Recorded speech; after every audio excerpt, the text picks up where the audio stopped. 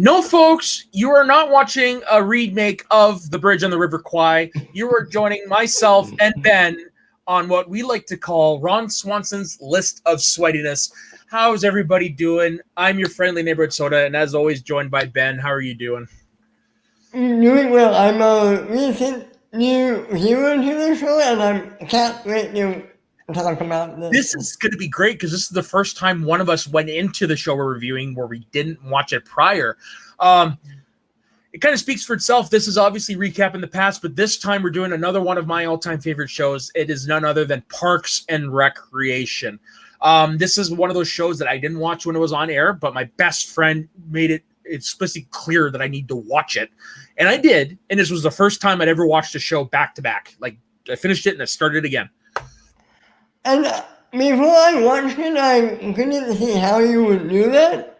But I have to say, after watching it, Parks and Rec, not only on the episodes, I don't want to say short because that means they flow right into the next one really well. So easy binge. Easy binge. It's 7 seasons, but really it's 6.5. But explain. So why were you hesitant to watch the show, if you don't mind me asking? Okay, I went into when it first came out. I tried the first episode. I didn't like, and I was already not a fan of Chris Pratt because he was on another show I liked, the OC, and I hated his character on that so much, and then they didn't taste in my mouth. Okay. So when I saw him on this, I was like, okay, I can't do this. I don't like Chris Pratt, not a fan of Chris Pratt. Mm-hmm. Fast forward to about early 2014. Ah, yes. We then got the first trailer for Guardians of the Galaxy. I was all in on Guardians of the Galaxy. I was like, okay, I'm a Marvel fan, so I'll see this. In comes Chris Pratt, I'll even put up with Chris Pratt. I saw Guardians of the Galaxy movie. I was all in on Chris Pratt. So, and now I'm just being lazy. Now I'm just like, okay, I got this whole, I don't need to see this. Yeah. So, to be honest, it was this show that gave me the perfect excuse to finally watch Parks and Rec. And I'm glad I did. I really enjoyed it. That's good to hear. There are shows like that for me as well, where unfortunately you get past a certain point where the urge to see them is gone. Like, I mean, the urgency is what I mean. So they just fall through the cracks. Like, there are plenty of shows like that for me. For me, it's mostly hour-long dramas. Like, I've never seen The Wire. I've never seen shows like that. Those are the kinds that fall through the cracks for me. Like Breaking Bad? Yep, which I will watch season 4 eventually.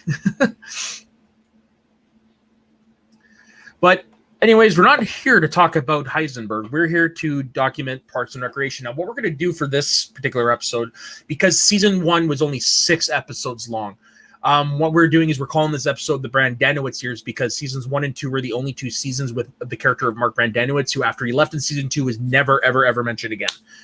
So I figured instead of doing 2 separate videos, one of which is only on 6 episodes, we'll lump them all together. So what we're going to do for our top 5 list is I put one caveat on there is we have to include one season's 1 episode. So yeah, let's find out where our lists take us. So Ben, what's your number 5? My number 5 is the one that kicked it off, the pilot. Really? You think the pilot? Wow, the pilot's not even close to my list. I know, but even though the characters are not fully realized yet, it is a good job setting everything up and sets you up with what these characters do for a living, There's some characters how they are going forward. Like, well, I think Disney is pretty consistent from the pilot, pretty much until the finale, in my Um, opinion. for the most part, yes, but earlier in the series, she's a little less of a lovable doof and more of someone who'll do things to get her own way, which we still have later on, but they kind of roll that in with the lovable goose thing. So while you know she's doing these things, you know her intentions are good. She still you still love her for it. But in the first couple episodes, wasn't quite there yet. But you're right. Out of all of them, and her and Ron, I'd say arguably the most fleshed out characters that are consistent. I mean, also, I don't know if we want to call him Gary, Larry, Terry. What we'll do is we'll call him Jerry, and then whenever his name changes, we'll start referring to him as that, like they do in the show. Okay. Okay. But Jerry seems pretty consistent too. That's true. That is true. Although, actually, if you look at it, all the main characters, they're pretty much there from the beginning. They're just not quite where we know them yet. You know what I mean? The main two differences I picked from the pilot. Tom. Yep. And oh God, what's his name? Who? Anne. Who? You mean Anne? No, not Anne. Rita. Donna. Donna, thank you. Well, at that time, I don't think, if I'm not mistaken, that character and Jerry were just written to be in the background. Like, they weren't written to be, like, as part of the main cast. That didn't start happening until season 2. Which is interesting because it kind of reminded me of Donna more in particular. Her character reminded me of the early stages of, now I'm calling him Rick. Gunther? No, from The Office. Kelly? No. Yeah, Kelly, and I'd also throw Creed in there as well. Yeah, like kind of muted from where the character would end up. Oh, yeah. That's one where I would say that's the biggest change out of because that's just like whoa. Right. Yeah. Okay, what's your number 5? Well, before we do that, I'm just going to read the synopsis just so we get people an idea of what the episode is. This is the pilot. Ann Perkins, by the lovely Rashida Jones, attends a town meeting to ask that a construction pit be filled in after her boyfriend, Andy, played by the aforementioned Chris Pratt, fell into it and broke his legs. Leslie Knope, a mid-level bureaucrat in the Pawnee Parks and Recreation Department, promises to help turn the pit into a beautiful park. She's helped by Tom Haverford and her former lover, city planner Mark Brendanawicz. Her boss, Ron Swanson, who believes in as little government interference as possible, initially refuses to greenlight the project, but Mark, impressed with Leslie's optimism, convinces Ron to approve it by calling in a favor. Okay. I didn't think it was a good foundation episode. Yeah. You're right. It is a good foundation episode. Just the thing is with the first season, though, when you start looking at it compared to the other seasons, it's like The Office. It's like The Office. Agreed. Yeah. But I know the Office season 1. It's compared to the rest of the stuff. It's especially when it comes to looking at Michael. Michael is such a jerk in those first couple episodes. Yeah, sure. Okay, so my number 5 is also from season 1, but it's the opposite. It's the season 1 finale rock show. Because this is a lot of fans of Parks and Recreation argue that this is the episode where the show finally starts to resemble what we know going forward. Okay. The characters are more reminiscent of what we see coming in season 2 and season 3, and this is the start of that. Leslie attends what she believes is a business meeting with an elderly local government bigwig, unaware that her mother has secretly set her up on a blind date. An angry Anne learns Andy could have had his leg cast removed weeks earlier, but lied about them so Anne would keep pampering him. Mark, disillusioned with his career, makes a pass at Anne, which she harshly rejects. Leslie and Mark end up drinking beer together by the pit, and Mark tries to kiss her, but she refuses because he is drunk, and Mark stumbles into the pit.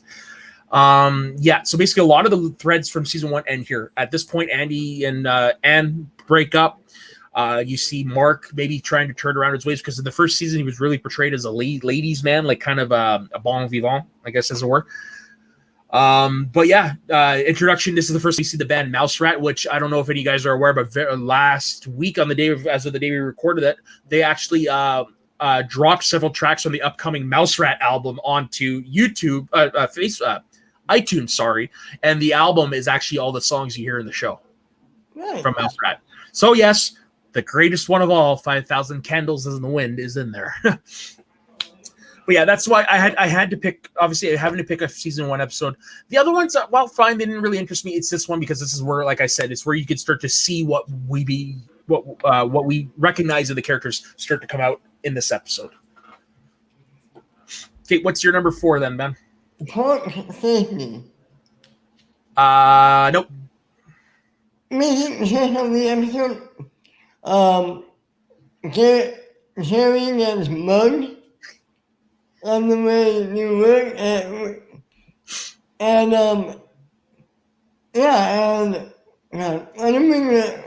me bring up the synopsis. I'll do my best. Sure. Park safety, eh? Yeah. Yeah, there it is. That's episode 19. Okay. Short synopsis. Jerry gets mugged by a group of kids, prompting Leslie to meet with the head park ranger in hopes of improving safety in Pawnee parks. Meanwhile, everyone in the parks decides to try to be nicer to Jerry when he returns to work. Now, here's the thing. Jerry lied. He said he got mugged because he was too embarrassed of the fact that he hurt his arm from falling into a creek while trying to retrieve his breakfast burrito. Oh, Jerry. Yeah. Oh, Jerry. Oh my God. I think yeah. The thing I like about this episode is the cast who played the park ranger, the one Andy Samberg. Yep. Who plays a guy who can't control the volume of his voice. Really? Constantly talking like this. Oh my. He's so funny, and yeah, the way this episode plays, when the truth finally comes out, is great. And I think it might be one of the first episodes where Jerry is mainly the story. He's the focus, yeah. Yeah. And yeah, it's so great. What are your thoughts on it? It's a fun episode, but let's also not forget that there is a B plot to this episode, and it's Ron takes it upon himself to teach. After what happened to Jerry, he takes it upon himself to teach the rest of the Parks and Rec crew self-defense, and he ends up choking Andy out by accident. So that was a fun little side plot. It is a fun episode. This is because it is the first time we see Jerry as a focal point. We do finally start to see what everybody thinks of him, which, while it is funny, there is still a part of me that is just like, I feel bad because I don't like it when they're constantly picking on Jerry, but it's still funny. It kind of is reminiscent. Jerry is kind of like an amalgamation of Kevin and Toby from The Office. I can see that. Toby was so funny because everybody hated Toby. Only one person hated Toby. No. As the show went on, more and more, you realize more and more people hated Toby. Okay, I'm going to text my friend, Jacqueline, who she loves this show so much that in her band room, she constantly have quotes from the show. So she'll be able to say it. Hopefully she answers this while we're still on air. But, and that part reminds me of Jerry where Kevin's, I don't want to, naivety? Being so naive reminds me of Jerry too.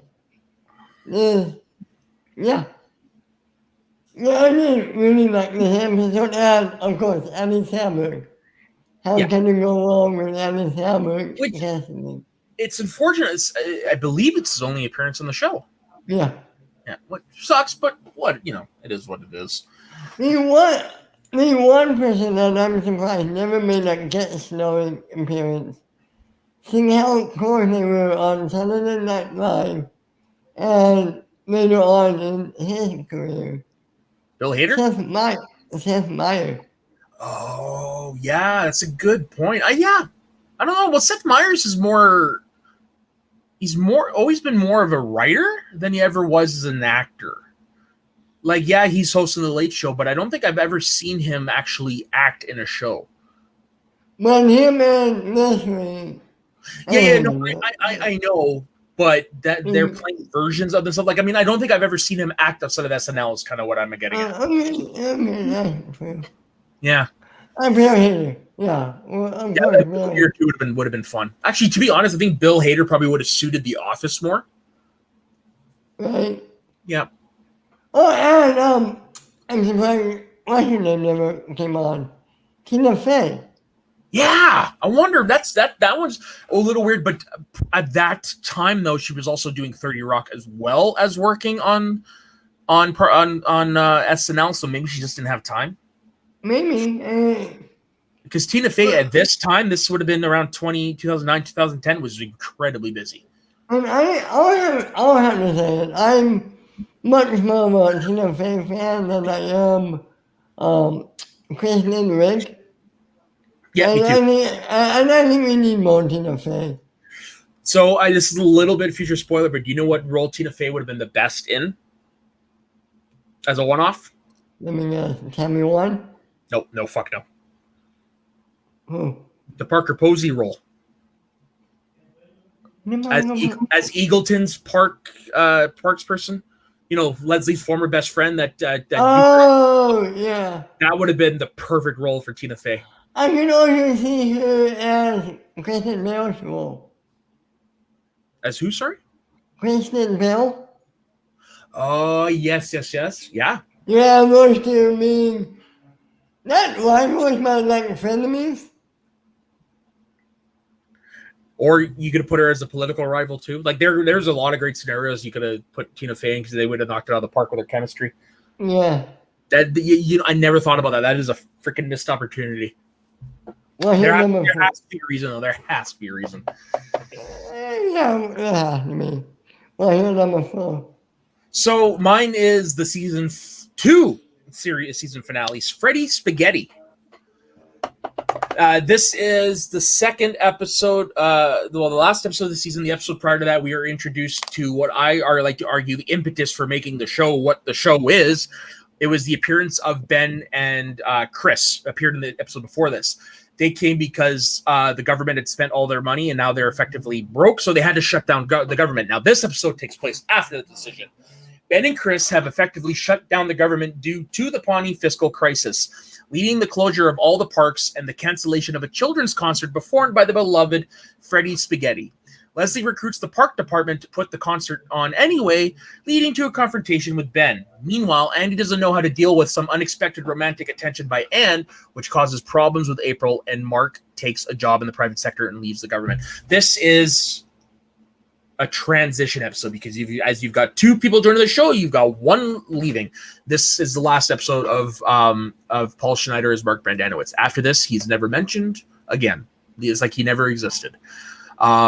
Which, to be honest, he was a fine character, but I mean, he didn't quite fit. Queen, and we're going to argue against Romano and Adam Scott. I mean, they were perfect as their characters in the show. I literally can't think of anyone else. Yeah, and also this gave us the really funny gif of Ron Swanson running and sliding while he's trying to tell the others about the bad news that they're coming to shut down the festival. This isn't the Fireball episode, is it? No, that's the season 3 finale. Okay. Yeah. But, finish me ready. Do you think they got the idea for Johnny Coali's from this? No, I don't know. I don't think so. Okay. I don't think so personally. Yeah. All right, so what is your number 3, my man? Sister City. That's Talking something about honorable mentions. talking about a great SNL alum Yep. showing up. Yep. So I forget what city it is, but maybe It's Burwakwa, Venezuela, Morocco, which I Venezuela. don't think is a real city because I can't click on it on Wikipedia. Maybe the sister city opponent comes in for a visit, right? And Leslie has to show them a good time. They get into a little argument, and it's so funny. The main leader of the sister city is played by Fred Armisen, and it is he nails this role. Yeah. What I love is when they start. He gets to the part where he lists off like all the reasons that would land you in jail in Venezuela. But in this episode, we get a classic Ron Swanson quote: "What religion am I? I'm practicing mind your own bleep business." Matt, would you mind going through the synopsis, please, and thank you. Sorry? Would you mind reading the synopsis? Yes. Please, and And thank again, you. it's not Wikipedia's shit for the synopsis for this show. Just give me a second to hop on to IMDb here. Do they have their own wiki, maybe? Yeah. I'm looking on Wikipedia. Basically, all it says on Wikipedia for this one is Leslie plays host to the visiting party from the Parks and Recreation Department of Pawnee's sister city, Baracua, Venezuela, and finds the cultural differences difficult to deal with. Tom becomes an errand boy to the visitors, and April plays hard to get with Johnny, a Venezuelan intern. Basically, Tom realizes that once they start tipping $1,000, he'll do anything for these guys. They gift the city of Pawnee a gold-plated gun, which is for a long time was part of Ron Swanson's title card in the intro because he does the whole thing, right? Yeah, it's a fun episode. Really, the main reason to watch this episode is for Fred Armisen. He makes the episode. God, he's so funny. So, what was the first time you saw Fred Armisen? Even though I didn't know who he was, it had to be your trip. Me too. As the creepy, Scoozy. Yeah, that was the first time I saw him as well. And then, there's so many great little cameos in that movie. Oh, fuck. I love that movie. It's so underrated. That's the original Matt Damon cameo. Yes. And I think the only reason he's in it is because he just so happened to be in Europe when they were filming that. Yeah, because they filmed that scene in Romania. They filmed the whole movie in Romania. God, it's funny to know. That movie still holds up. I just watched it last year. It still holds. Well, it's still funny. And That's the worst twins ever. And that's why I love those some bits. Yeah. Yep. Oi. Alrighty. So I remember when I showed my friends that for the first time, and it's the scene where Scott and the blonde chick are making love in the confessional, and all of a sudden you see boom right on the screen. They just like jumped and just burst out laughing watching that scene. Yeah, this is a Euro Trip review. I mean, we could go on and on and on about that. Easy. Yeah, literally, because it's a movie that came out. Well, it came out while we were in just as we were graduating high school. Yeah, I mean, in anime, because I knew a lot of us, so I had to be right around that sweet age. Probably around American Pie 2. No, American Pie 2 was 01. Okay. It would have had to have been like 04, 05. But anyways. It isn't your trip. What's your number 3? It might be a punt. Woman of the Year? That's not the Bigfoot episode, is it? No, that's the one where Ron wins the award that Leslie wants. Not the punt. Not on your list? No. Okay. So this is a fun one. Leslie becomes enraged when Ron wins a Woman of the Year award for a project that was her idea. Tom, meanwhile, tries to get the other Parks Department employees to give him $1,000 so he can invest in a local Pawnee club. April helps Andy find a new apartment. Now, really, the main reason to watch this episode is because of that Ace plot. Leslie has worked all her life to finally be recognized as Pawnee's Woman of the Year. And the 1 year she finally thinks she's got a shot, they give it to Ron because the people who organize it want to spice things up and actually make people watch. So they elected a man as Woman of the Year. And the whole episode, Leslie's trying to come to terms with that because Ron doesn't give two shits. I mean, at the end, the plaque ends up in the garbage. But that's the whole crux, is just Ron rubbing it in her face that she is Woman of the Year. Because he's trying to teach her a lesson that these things don't matter. It's what you do that matters.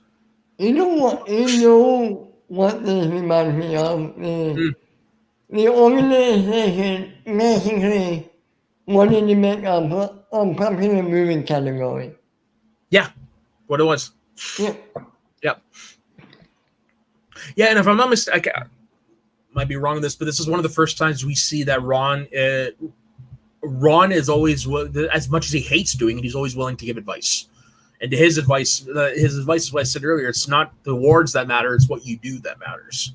Ron is such an awesome character. Oh yeah, he's the.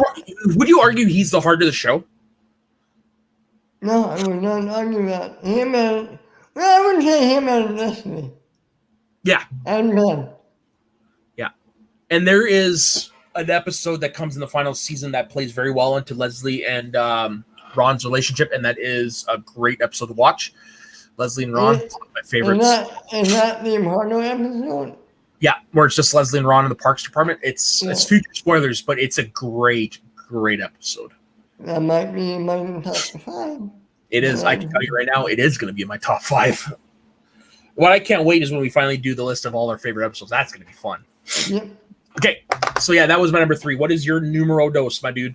I think I slightly gave it away. Banquet. The first episode where we meet Leslie's mom. Yeah, not on my list. Yeah. This episode is mainly about Leslie's mom and being honored, right? Yeah, so this is back in all the way in season 1, episode 5. Season 1, episode 5. The funny thing is, Leslie's mom thinks Leslie is gay. Yeah. Well, because of this, can you blame her? I'm kidding. I'm kidding, folks. She got a dude's haircut. Yeah. I know it counts the map because of that. Yeah, the good part about this episode is everyone's reaction to Leslie, and also Anne's realization that she is Leslie's arm candy. And I love the mom played by Arnold's. Thank you for pointing this out to me. Arnold's partner from Kindergarten Cop. Yep. Give me a second for her name. Pamela Reed, who also starred as Robin Williams' wife. No. Was it? No, as Kurt Russell's wife in the movie The Best of Times. Never saw it. It's an underrated gem.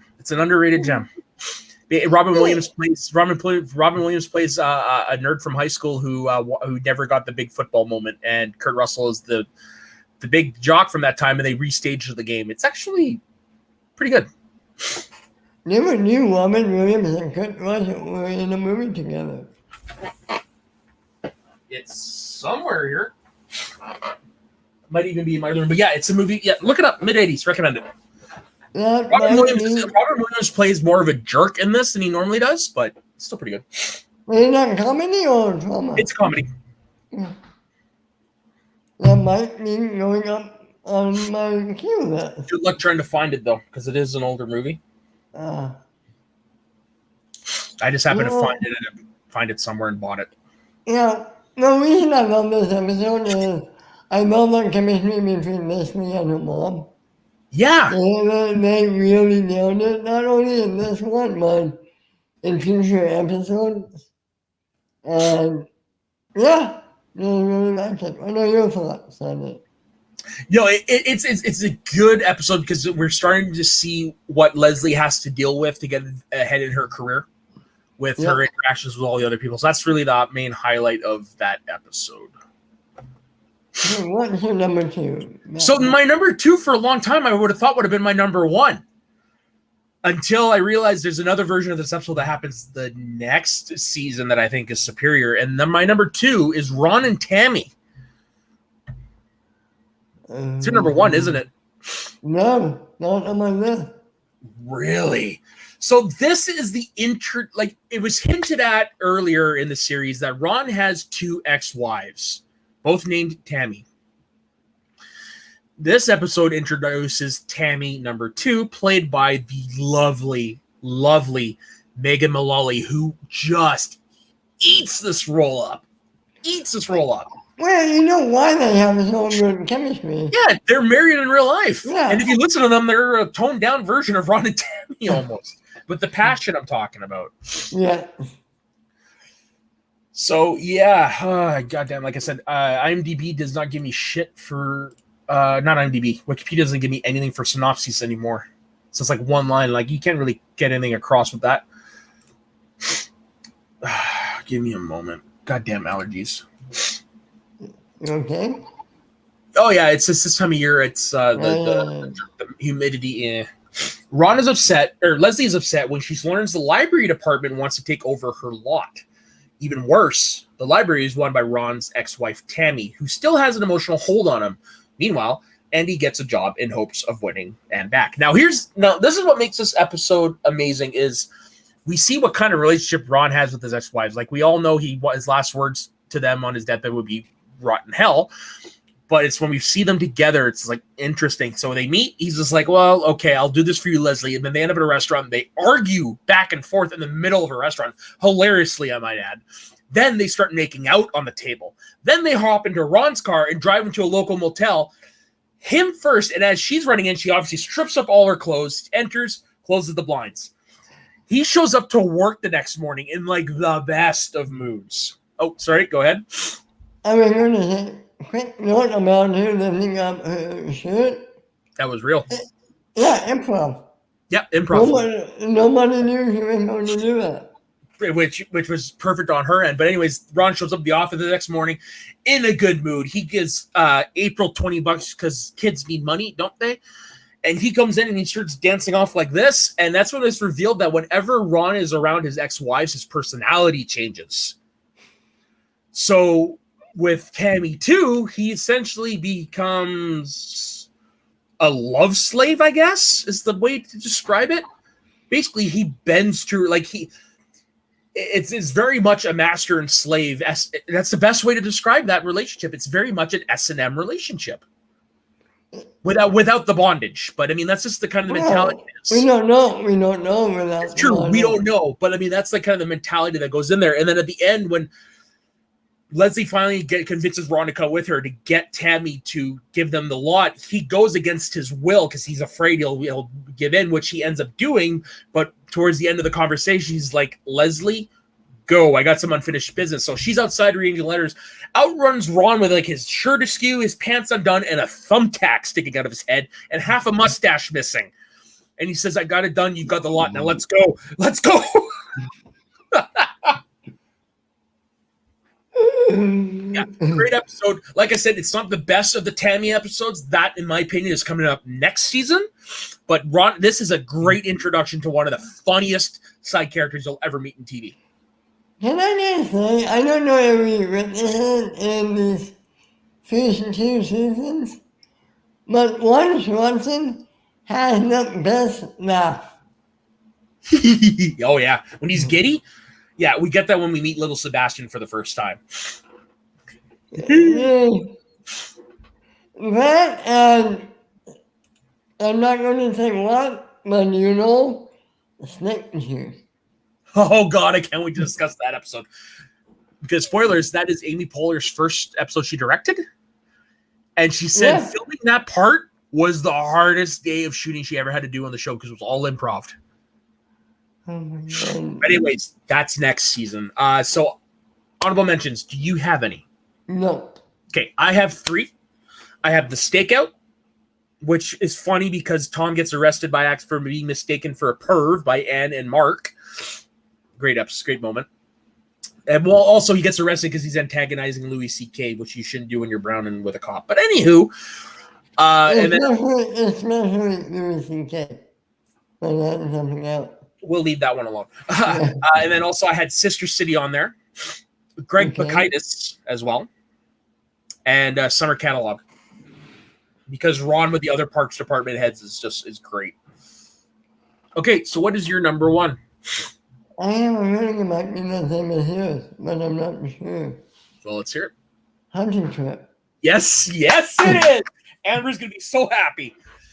Hunting trip. Here's an idea of how popular this episode is. When Paul Feig's Bridesmaids came out on DVD, they included this episode on there because he directed it. This is a great episode. Like, hands down, it's my best friend's favorite episode. This is the first one she showed me, was this. Go ahead. Take it away, my man. Yeah, I'm going to go read the whole thing. Just give me a second to find it. Okay, so this is episode 10 of season 2. Picture this. The episode opens with Andy giving piggyback rides to everyone in the Parks Department. Now, what's funny about this is the first time of a recurring gag that happens in the show. Whenever Leslie's doing something awkward, she always runs into a certain councilman and says, "Hey, councilman, how you doing?" And then it's just every time she's in a precarious situation, it's the same fucking councilman. Anyways, later, Ron, Jerry, and Mark look forward to their annual trail survey, which is actually a yearly secret hunting trip. Determined to prove she can be just like one of the guys around the office, Leslie insists the girls of the Parks Department attend the trip this year, as well as Tom, who also never been invited. Ron is visibly disappointed. Leslie asks April to check on a budgeting request while they are gone. What should be a simple chore, however, has April waiting on hold at the phone for hours. When she desperately has to use the restroom, Andy agrees to wait by the phone. When she returns, the two start to bond by making their own lyrics to the hold music, playing a non-water game of Marco Polo around the office, and seeing who can make the best spit take. When Andy says he's jealous that his ex-girlfriend is going on the hunting trip with Mark, April offers to give him a hickey to make Andy jealous, which Andy accepts. So this was, I'm assuming, the episode where they got the idea of maybe we could end up without April and Andy together. Meanwhile, this is the best part of the episode.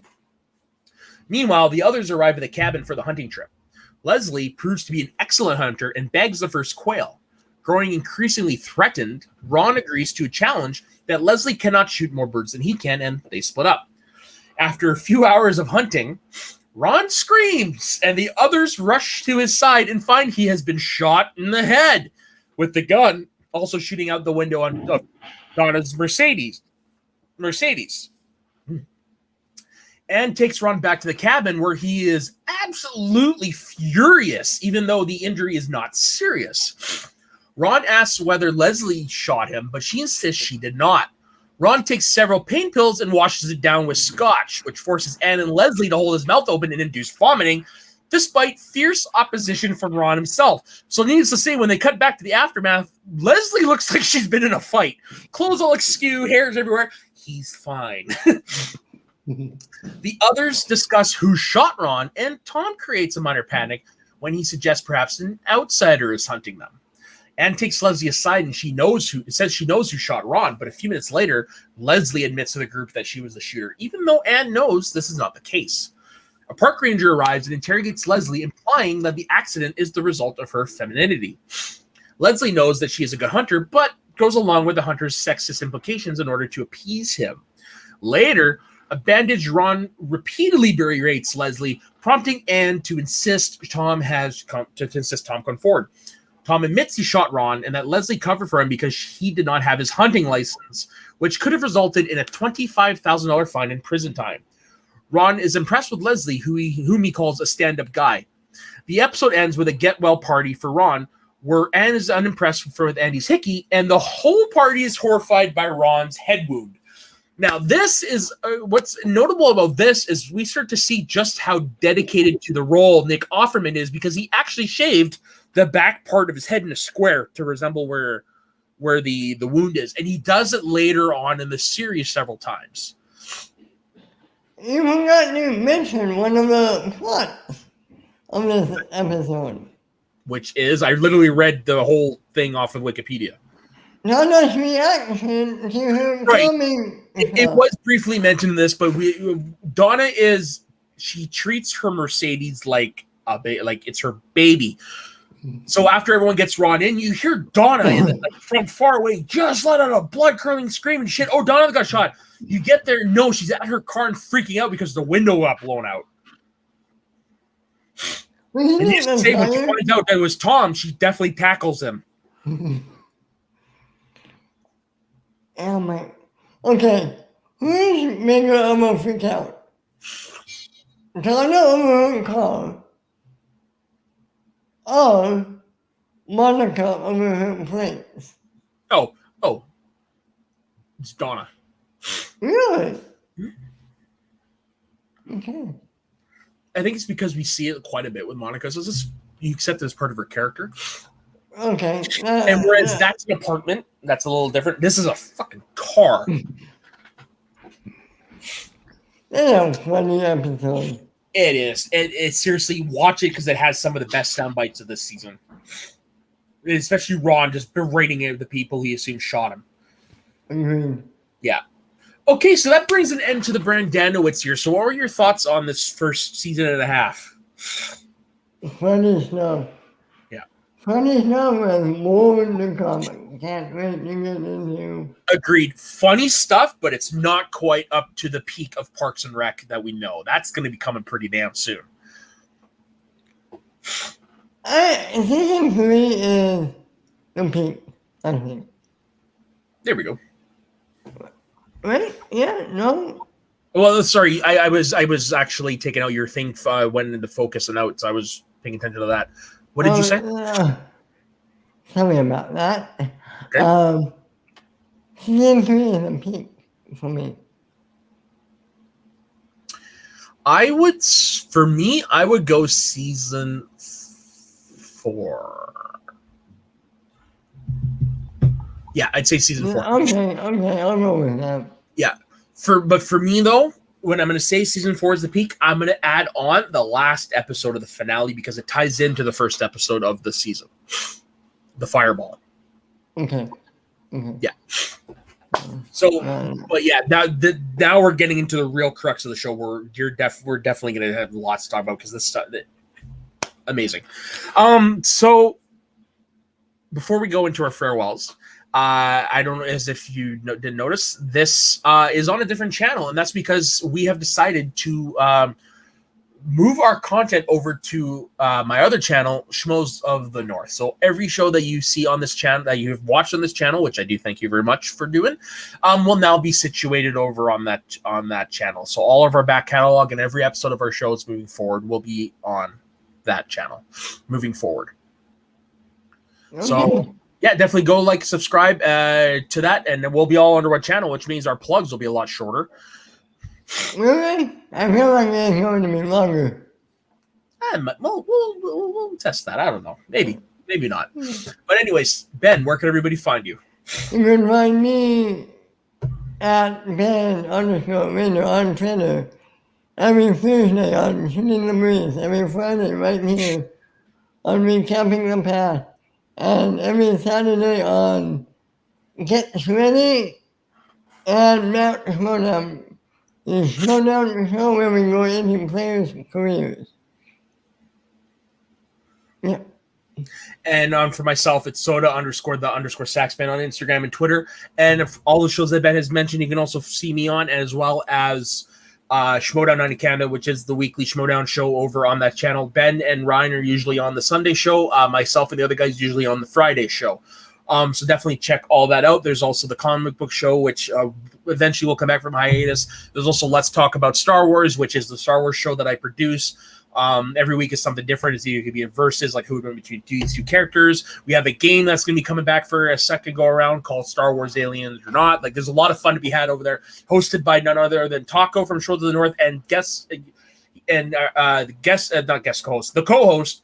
He's not gold leader on this show, Evan Bushkar. So definitely check that out. Don't forget to like and subscribe to Schmoes of the North. And we'll see you next week to find out what is next on Ron Swanson's list of sweatiness. We'll see you next week, folks. And guys, try to stay away from all the sweets. You don't want to end up like Pawnee and be the 4th biggest city in the United States.